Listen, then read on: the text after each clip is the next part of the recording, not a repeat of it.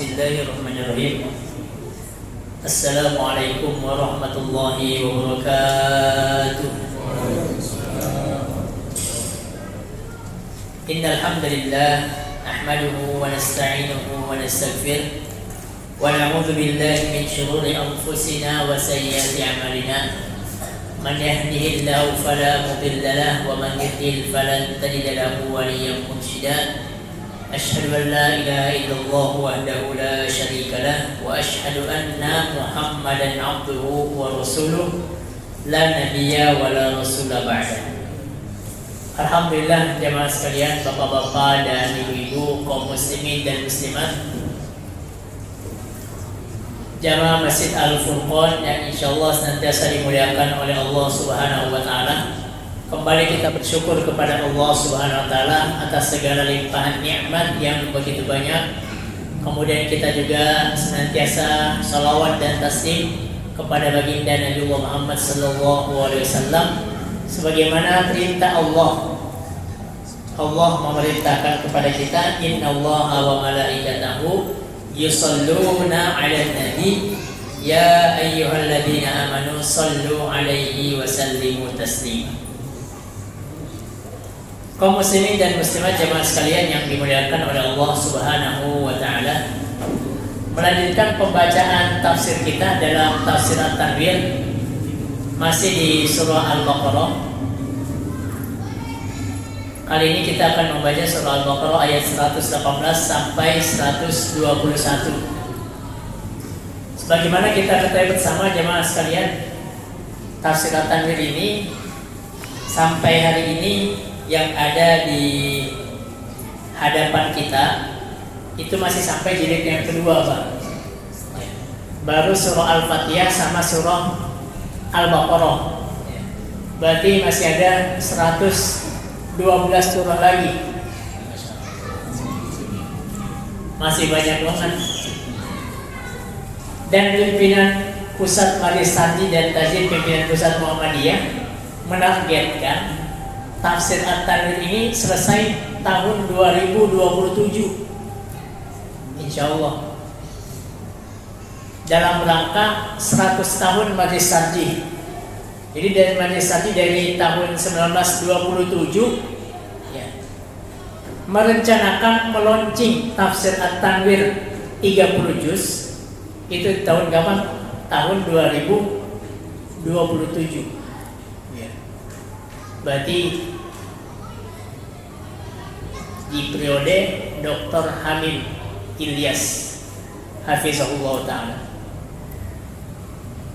Maka sampai hari ini di bulan Desember nanti pun akan diadakan konferensi Mufassir Muhammadiyah tingkat nasional yang dilaksanakan di UHAMKA, yang tahun 2023 kemarin dilaksanakan di UMS Solo. Nah, tahun ini Desember tanggal 13 dilaksanakan di UHAMKA dalam rangka menulis juz yang ke-21 sampai juz 30. Supaya nanti insyaallah kita doakan dimudahkan para guru-guru kita Mufassir Muhammadiyah dalam menyelesaikan tafsir At-Tanwir. Sebagaimana namanya, tentu tafsir At-Tanwir ini hadir guna untuk mencerahkan, memberikan pencerahan terhadap bacaan Al-Quran kita, terhadap pemahaman Al-Quran kita, dan juga meningkatkan etos ilmu, etos sosial, ya, ataupun etos ekonomi. Karena inilah ciri khas daripada tafsir At-Tanwir itu sendiri. Baik jamaah sekalian yang dimuliakan Allah, kita akan membaca Al-Baqarah ayat 118 sampai 121. أعوذ بالله من الشيطان الرجيم بسم الله الرحمن الرحيم وقال الذين لا يعلمون لولا يكلمنا الله أو تأتينا آية كذلك قال الذين من قبلهم مثل قولهم تشابهت قلوبهم قد بينا الآيات لقوم يوقنون arsalnaka bil haqqi basyiran wa nadhira wa la tus'alu an ashabil jahim. Ini 118 sampai 119, artinya orang-orang yang tidak mengetahui berkata, mengapa Allah tidak berbicara dengan kami atau datang dengan tanda-tanda kekuasaannya kepada kami? Demikian pula orang yang sebelum mereka telah berkata seperti ucapan mereka itu, hati mereka serupa, sesungguhnya kami telah menjelaskan tanda-tanda kekuasaan kami kepada orang-orang yang yakin. Jamaah sekalian yang dimuliakan oleh Allah Subhanahu wa taala, kedatangan Nabi Muhammad sebagai nabi dan rasul itu ditolak di Mekah oleh kaum Quraisy, kaum musyrikin, dan juga ditolak di sebagian Madinah, yaitu ahli kitab Yahudi dan Nasrani. Maka dikatakan di sini di Mekah Nabi ditolak. Akhirnya Nabi meninggalkan Mekah, hijrah datang ke Madinah. Di Madinah telah hidup ahli kitab, yaitu dari kalangan Yahudi dan Nasrani. Dan ternyata ahli kitab ini juga menolak kerasulan, kenabian Nabi Muhammad sallallahu alaihi wasallam. Kemudian dikatakan di sini, padahal ahli kitab itu, ahli kitab berarti mereka sudah membaca kitab Taurat, mereka membaca kitab Injil.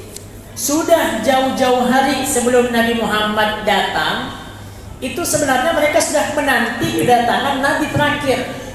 Karena dalam kitab mereka, dalam Taurat, dalam Injil dikatakan akan datang Nabi terakhir. Contohnya Nabi Allah Isa alaihissalam, wa mubasysyiran bi rasulin ya'ti min ba'di ismuhu Ahmad. Jadi Nabi Isa itu membawa kabar gembira kedatangan Nabi yang namanya siapa? Ahmad. Jadi ahli kitab ini sudah tahu bahwa nanti akan datang seorang Nabi terakhir. Cuman pengennya mereka Nabi terakhir itu dari kalangan Bani Israel, pengennya kayak gitu. Kenapa? Karena mereka sudah yakin bahwa kita ini adalah umat yang unggul. Allah unggulkan Bani Israel di masanya dari sebagian umat manusia yang lain. Di antara keunggulan Bani Israel, jemaah sekalian, nabi-nabi itu diutus dari kalangan mereka. Nabi Allah Ibrahim, Nabi Allah Ishak, kemudian dari Nabi Ishak Nabi Allah Yakub alaihissalam. Dari Nabi Yakub turun-temurun nabi dari golongan Bani Israel. Nabi Allah Yusuf, Nabi Allah Daud, Nabi Allah Sulaiman alaihissalam, dan juga nabi-nabi yang lain Bani Israel. Nah, pengennya mereka penutup nabi terakhir itu dari mereka. Seperti itu. Ternyata yang diutus adalah Muhammad bin Abdullah dari Bani Ismail, dari nasab keturunan Nabiullah Ismail alaihissalam, yang dimana Nabi berasal dari bangsa Arab yang selama ini dilecehkan dan dipandang sebelah mata oleh Bani Israel. Jadi Bani Israel ini menganggap bangsa Arab itu adalah menganggap sepele mereka. Kenapa? Tidak punya kitab, tidak diturunkan kitab kepada mereka, tidak ada kitab suci. Bangsa Arab ini penyembah berhala, paganisme, menyembah patung-patung seperti itu. Nah, Allah memilih sebagaimana hadis Nabi sallallahu alaihi wasallam, Inna Allah astafa Kinanah min waladi Ismail. Keturunan Ismail itu ada kabilah besar namanya kabilah Kinanah. Dari sekian banyak keturunan Ismail alaihissalam, Allah memilih Kinanah. Wastafa Quraisyan min Kinanah. Dari kabilah besar Kinanah ini banyak suku, di antaranya suku Quraisy. Allah memilih suku Quraisy sebagai suku yang paling dihormati. Dari suku Quraisy ini banyak bani. Biasa di Arab Bani Quraizo, Bani Nadir, Bani Hashim. Nah, kata Nabi, wastofa Bani Hashim min Quraisy. Dari sekian bani dari suku Quraisy, Allah memilih Bani Hashim. Kemudian dari sekian keturunan Bani Hashim, kata Nabi, wastofani min Bani Hashim. Kemudian Allah memilihku dari sekian banyak keturunan Bani Hashim. Jadi Nabi, jamaah sekalian, ini berasal daripada nasabnya nasab terbaik, sukunya suku terbaik, kabilahnya kabilah terbaik. Karena Allah memilih daripada keturunan Ismail Kinana, dari Kinana Allah memilih Quraisy, dari Quraisy Allah memilih Bani Hashim, dari Bani Hashim Allah memilih Nabi Allah Muhammad sallallahu alaihi wasallam. Berarti Nabi ini kalau dilihat dari asal usul mereka, seperti harusnya kaum musyrikin bangga. Kenapa? Karena Nabi terakhir dari mereka.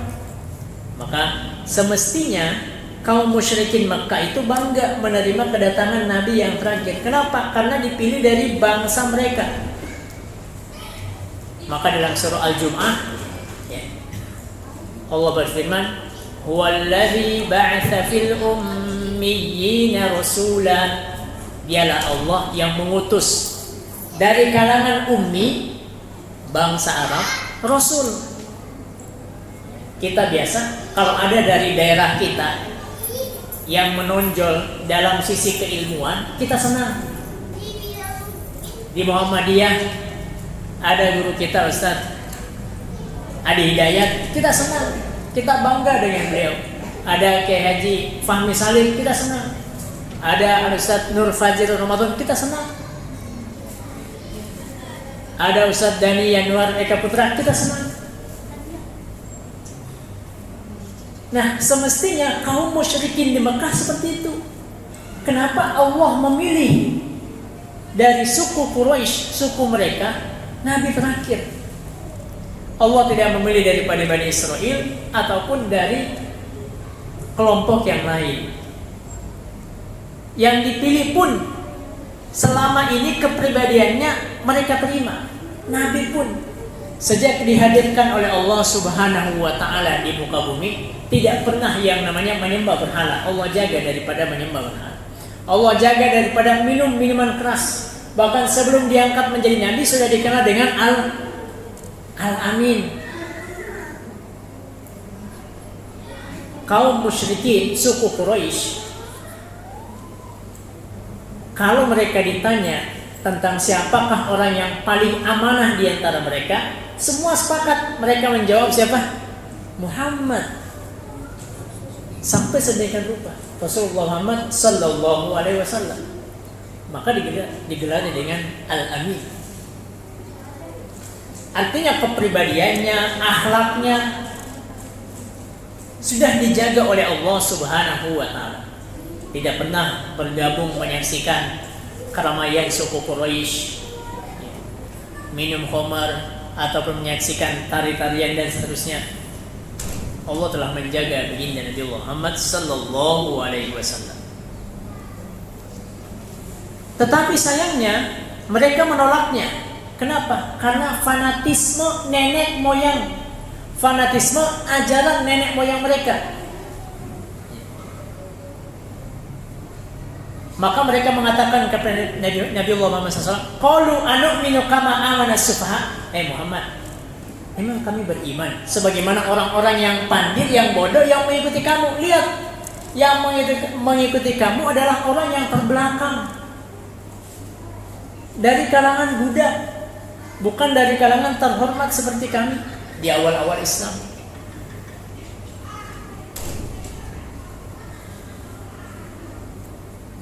Qalu bal nattabi'u ma wajadna 'alaihi aba'ana.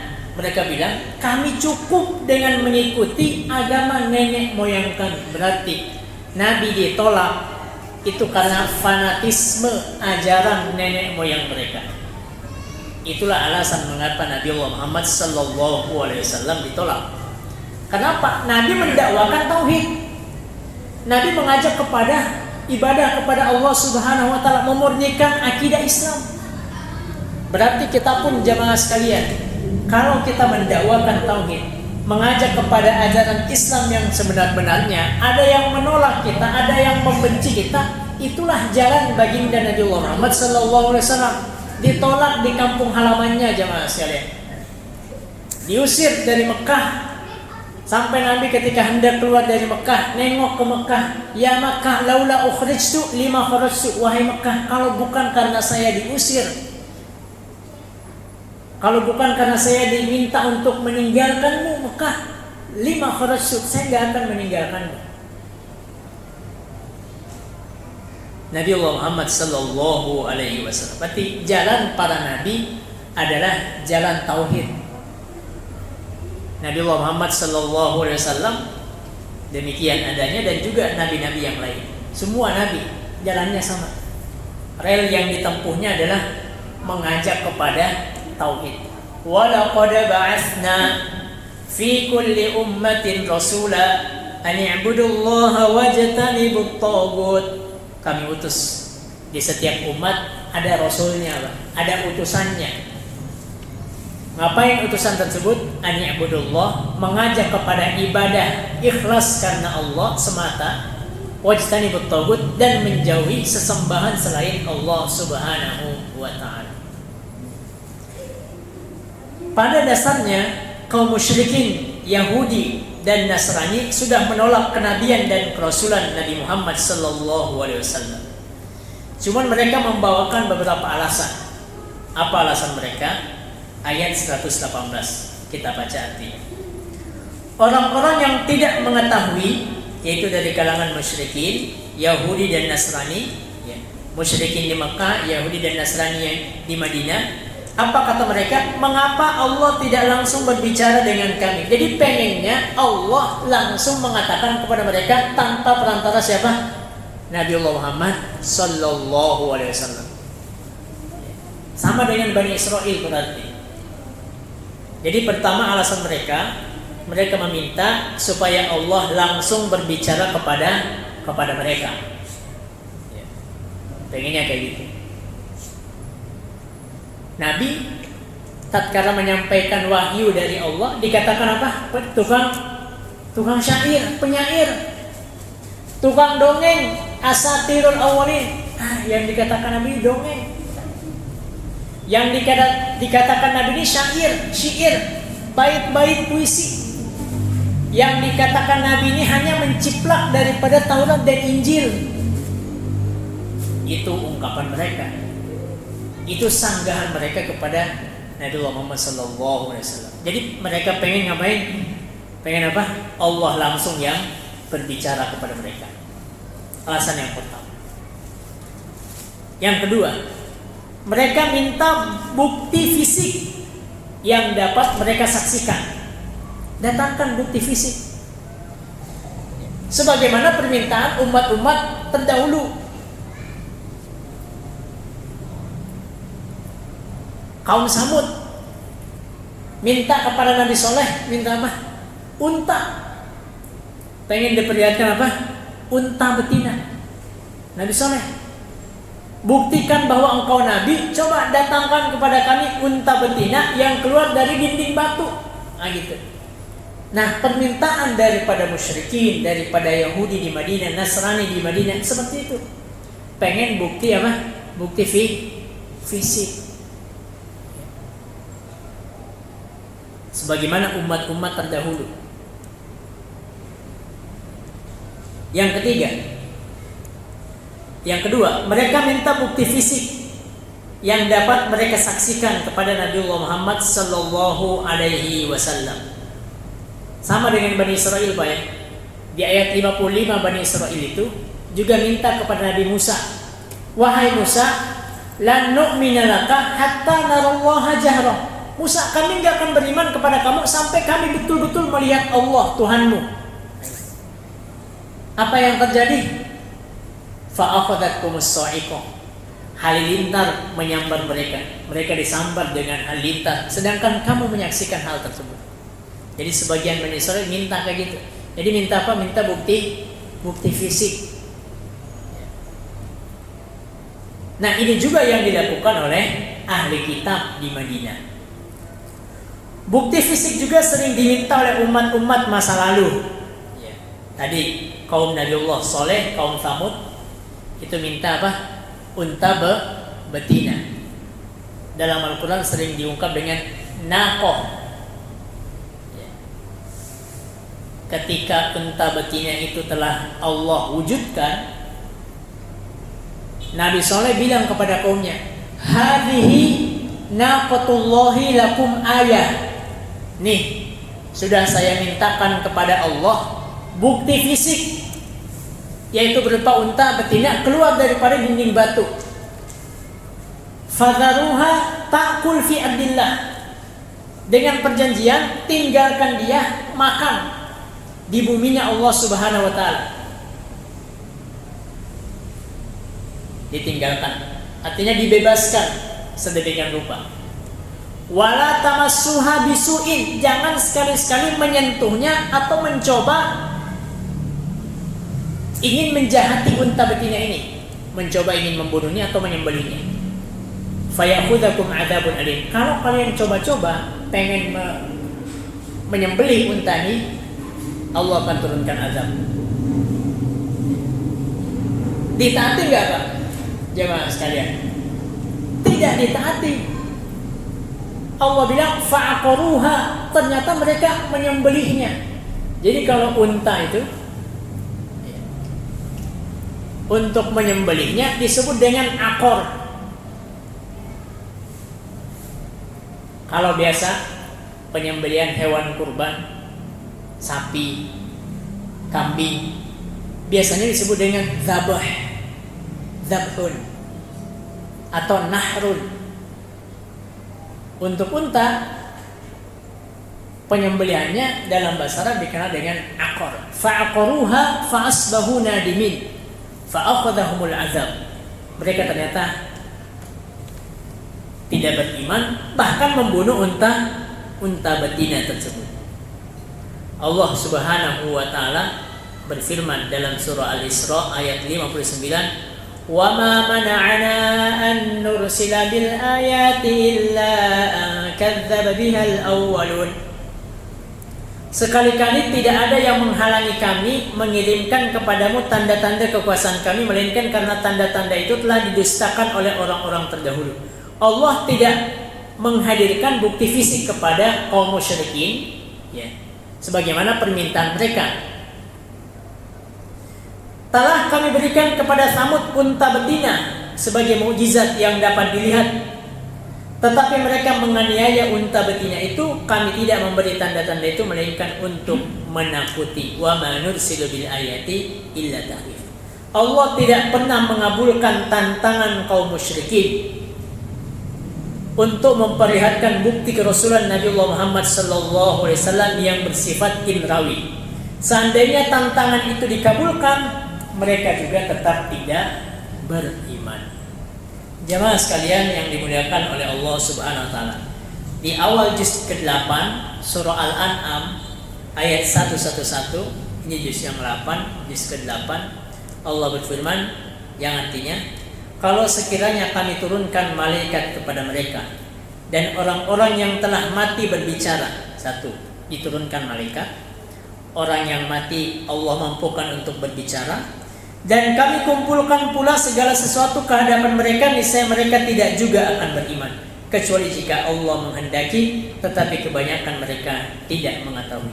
Jemaah sekalian yang dimuliakan oleh Allah Subhanahu wa taala, Allah melanjutkan di ayat 119.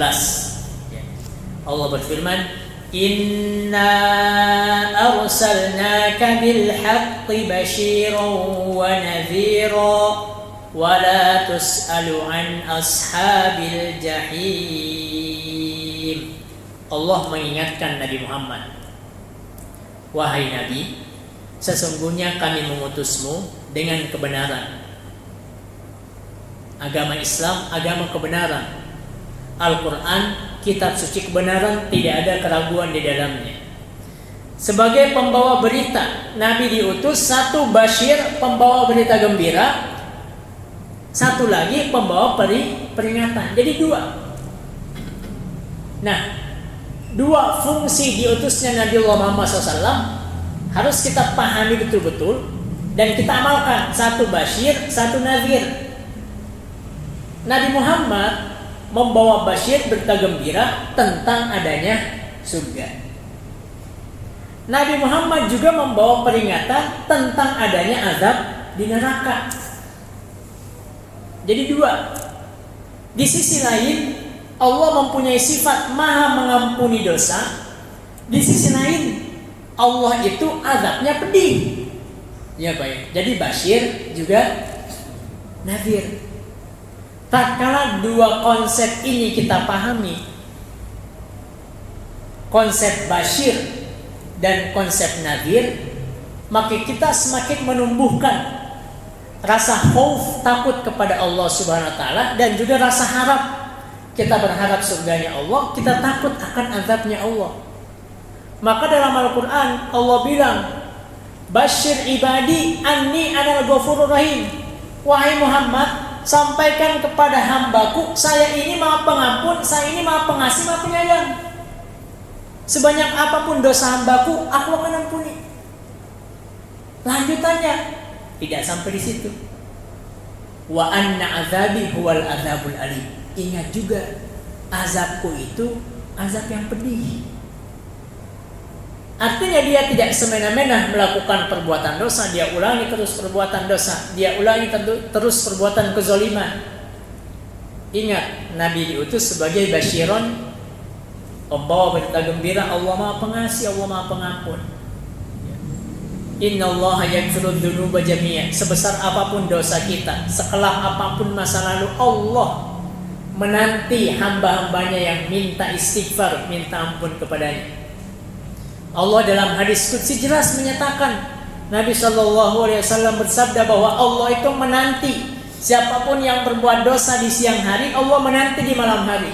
Siapapun yang berbuat dosa di malam hari, Allah menanti di siang hari untuk taubat. Inilah makna basyiron. Selain basyiron, Nabi Muhammad juga nadhir, mengingatkan kepada kita akan ada neraka. Uiddat lil kafirin. Allah siapkan bagi orang-orang yang kufur kepada Allah Subhanahu wa taala. Sedangkan surga uiddat lil muttaqin, Allah siapkan bagi mereka yang bertakwa kepada Allah Subhanahu wa taala. Kemudian Allah bilang, wala tus'alu an ashabil jahim, dan kamu tidak akan diminta pertanggungjawaban tentang penghuni-penghuni neraka. Nabi Muhammad, jamaah sekalian, itu pengennya semua orang beriman.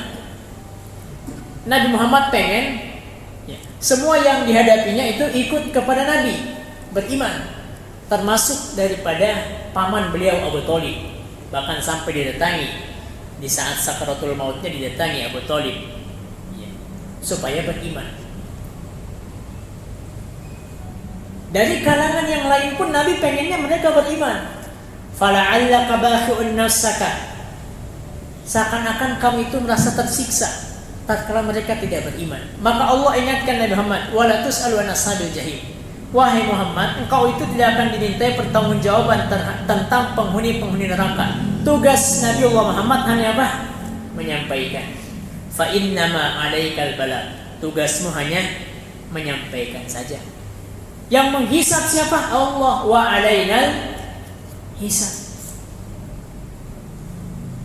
Tugas kita sekedar mengajak kepada Islam, mengajak untuk menyemarakkan syiar-syiar agama Islam, mengajak untuk kebaikan. Adapun hidayah itu haknya Allah Subhanahu wa taala.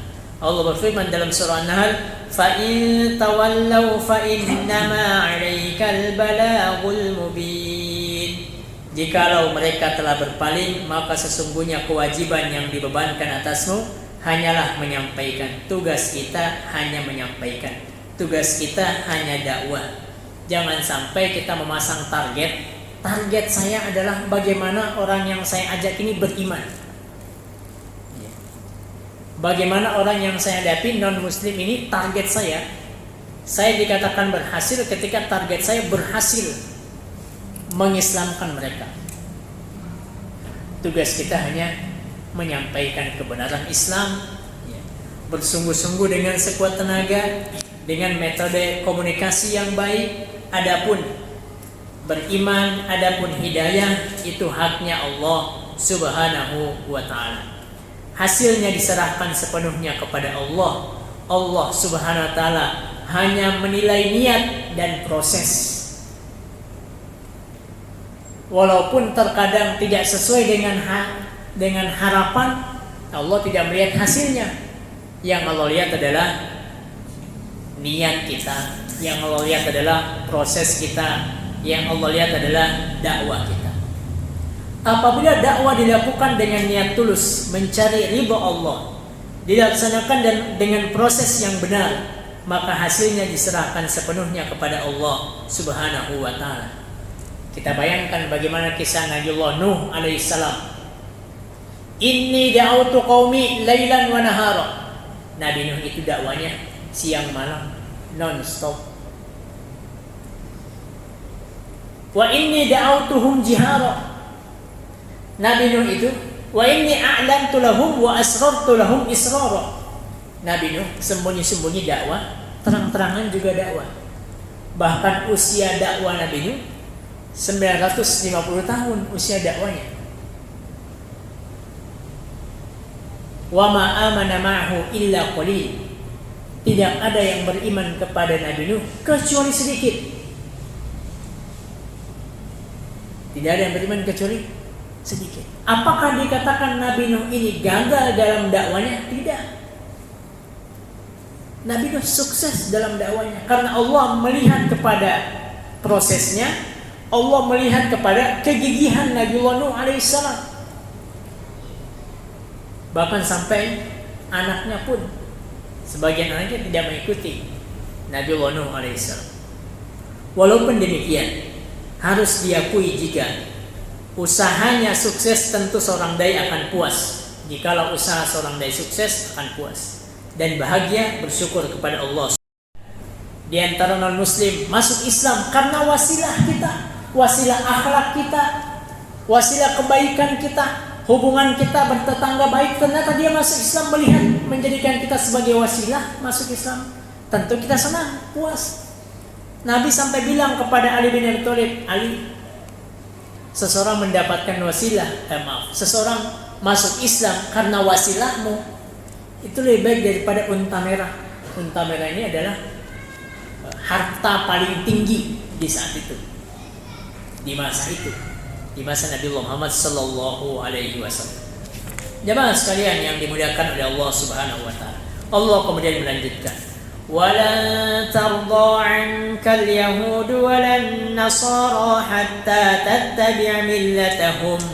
Qul inna hudallahi huwal huda wa la in ittaba'ta ahwa'ahum ba'da alladhi ja'aka minal 'ilm ma laka minallahi min waliyyin wala nasir."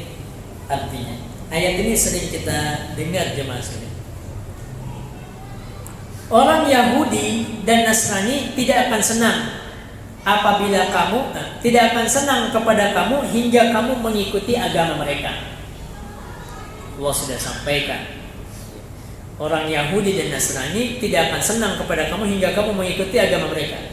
Katakanlah Muhammad, sesungguhnya petunjuk Allah itulah petunjuk yang benar. Dan sesungguhnya jika kamu mengikuti kemauan mereka setelah pengetahuan datang kepadamu, maka Allah tidak lagi menjadi pelindung dan penolong bagimu. Allah menyebutkan di sini kata millah, kata millah. Kata millah ini di sini di dalam Al-Qur'an disebutkan sampai 15 kali millah. Millah itu artinya adalah agama. Sering dikaitkan dengan millata abikum Ibrahim, agama bapak kalian yaitu Ibrahim. Dalam Al-Quran banyak di tafsir At-Tanwir ini dikatakan sampai 15 kali disebutkan kata millah. Apa itu millah? Millah itu adalah agama. Dan ketika diidofakan, diikutkan millah Ibrahim, berarti agama Ibrahim. Agama Ibrahim tidak lain adalah Islam. Wa ma kana minal musyrikin. Nabi Ibrahim bukan orang musyrik. Ma kana Ibrahimu Yahudiyan wala Nasrani. Ibrahim itu bukan Yahudi, bukan Nasrani. Walakin kana hanifan muslimah. Ibrahim itu adalah orang yang hanif, yang lurus, muslim, orang yang berserah diri. Wa ma kana minal musyrikin, bukan orang yang musyrik. Bahkan sosok Nabiullah Ibrahim dalam keseharian kita itu berkali-kali kita ucapkan. Dalam salawat yang kita baca di penghujung salat kita, selain kita bersalawat kepada Nabiullah Muhammad sallallahu alaihi wasallam, pun diikutkan nama siapa? Nabi Ibrahim. Uswatun hasanah dalam Al-Quran Allah sematkan selain kepada Nabi Muhammad juga kepada Nabi Ibrahim. Bapak Tauhid, Abul Anbiya, bapaknya para nabi.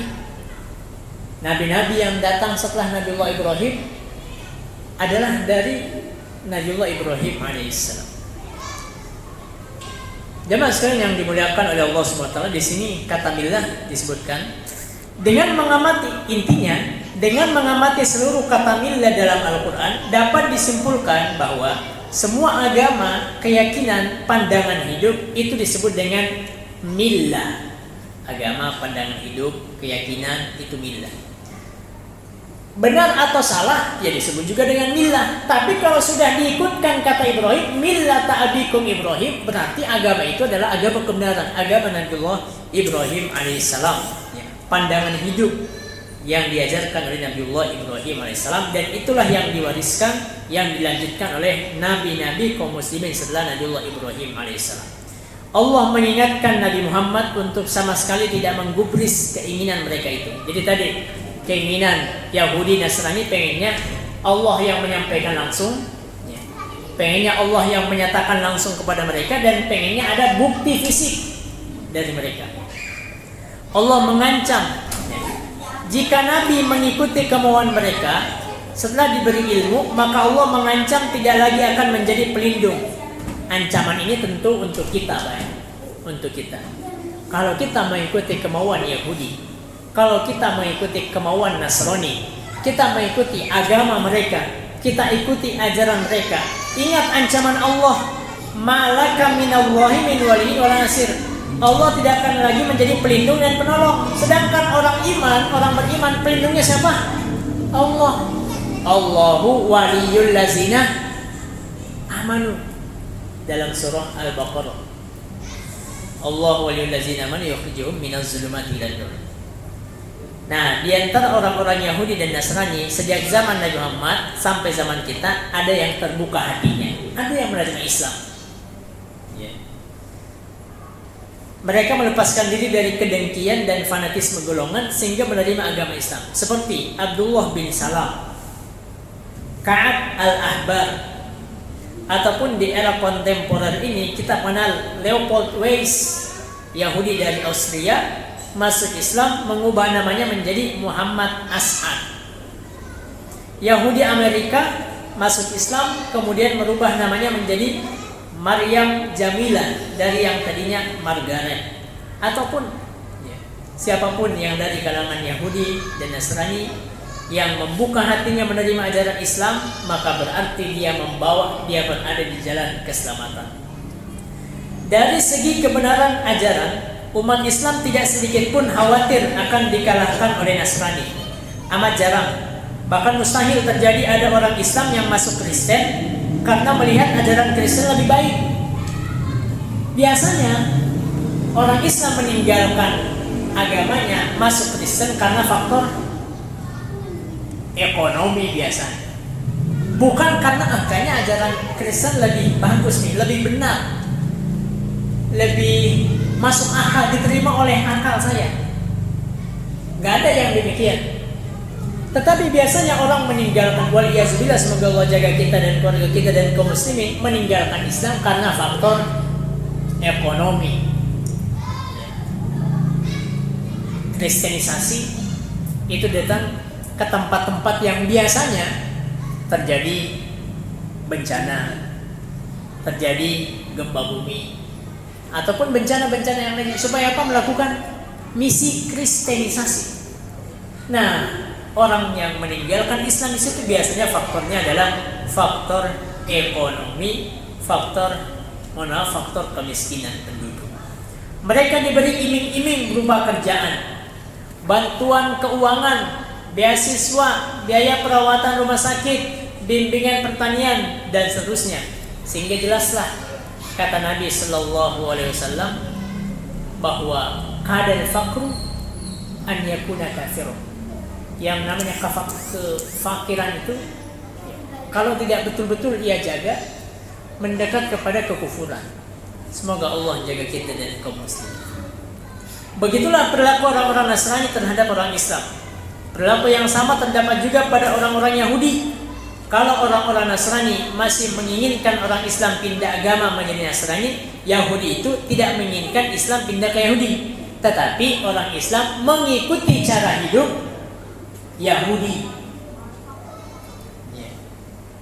Yang menguasai dunia di antaranya adalah bangsa Yahudi. Maka pengennya mereka, cara hidup mereka diikuti oleh kaum muslimin. Disebarkan pemahaman-pemahaman liberal, disebarkan pemahaman-pemahaman sekularisme, ataupun pemahaman-pemahaman yang menyimpang lainnya. Supaya apa? Ikut mereka.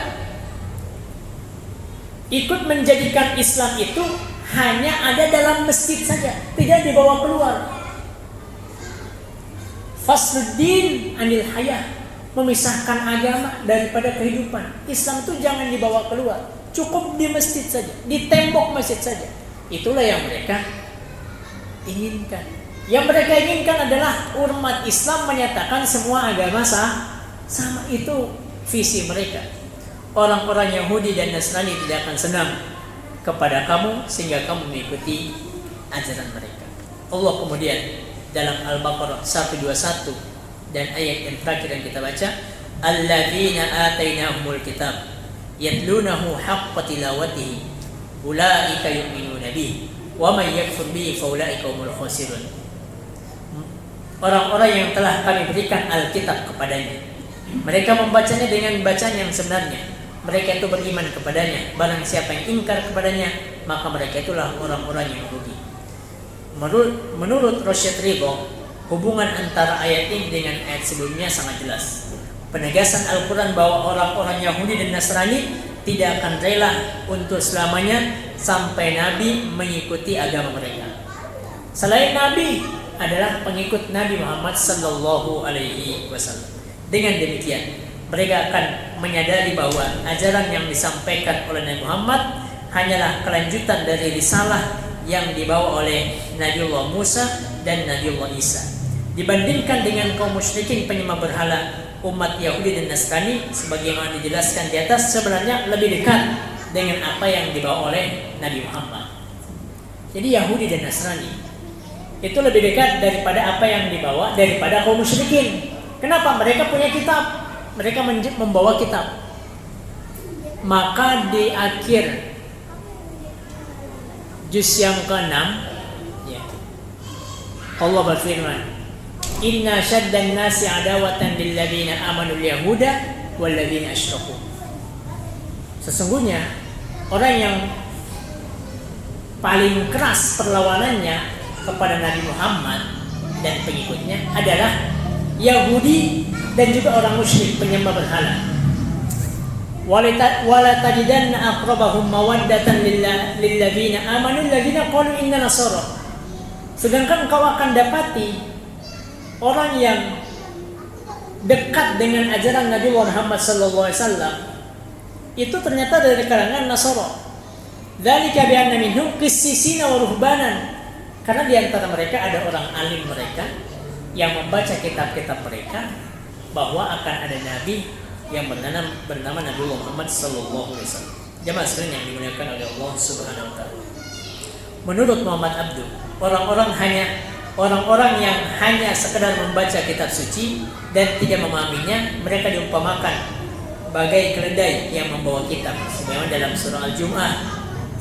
Mereka tidak akan beriman dengan isi kitab suci. Berarti kita ini punya tambahan tugas lain. Selain kita baca Quran, kita juga baca minimal kita baca terjemahan. Atau bisa meningkat lagi, kita baca tafsirannya. Terjemahan juz 30 kita baca. Supaya kita menangkap pesan-pesan Al-Quran. Karena juz 30 mayoritas adalah surah-surah Makkiyah, surah-surah yang pertama turun kepada Nabi Muhammad sallallahu alaihi wasallam. Allah menutup ayat ini dengan peringatan tegas bahwa jika orang-orang Yahudi dan Nasrani tidak mau membaca kitab suci yang diturunkan oleh Allah kepada nabi mereka, maka mereka akan tetap kufur kepada Nabi Muhammad dan kitab suci Al-Quran. Dengan demikian mereka sendiri yang akan mengalami kerugian. Kita pun demikian. Kalau kita enggan untuk mengisi hari-hari kita dengan Al-Quran, selain kita baca ayat-ayatnya, surah-surahnya, kita tambah dengan terjemahan, kita tambah dengan tafsir, kita hadir dengan pengajian-pengajian. Supaya apa?